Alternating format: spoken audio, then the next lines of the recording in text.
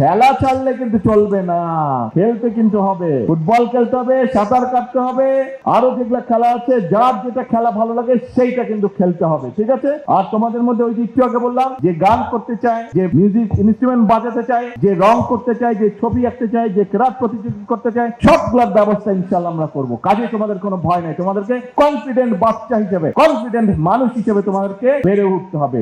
আর একই সাথে তোমাদেরকে এক্সপার্ট হতে হবে। প্রত্যেকটা ছেলে, আমি যেরকম ছোট ছিলাম, আমি যখন মেকানো সেট নিয়ে খুব খেলতাম, এটা বানাতাম, ওটা বানাতাম, অনেক জিনিস বানাতাম। তোমাদেরকেও কিন্তু এরকম জিনিস বানাতে হবে। তোমাদের প্রত্যেকের মাথায় অনেক বুদ্ধি, কাজে তোমাদের বিভিন্ন জনকে সেটারও আমরা ব্যবস্থা করব। এই যে কয়দিন পরে এই ঢাকা জেলার হয়ে গেল, সারা বাংলাদেশে আছে, কয়দিন পরে ঢাকায় চিনমৈত্রীতে একটা অনুষ্ঠান হবে, ইনোভেশন একটা প্রোগ্রাম হবে। তোমাদের মতনই সব ছোট ছোট বন্ধুরা ওখানে পার্টিসিপেট করছে। কাজেই তোমাদেরকে ইনোভেশনের মধ্যে আসতে হবে। সোজা হিসাব, বাংলাদেশকে একটা স্ট্রং বাংলাদেশ হিসেবে গড়ে তুলতে হবে, বাংলাদেশকে একটা ফেমাস কান্ট্রি হিসেবে গড়ে তুলতে হবে। এটা করতে হবে তাদেরকে, তোমাদেরকে করতে হবে।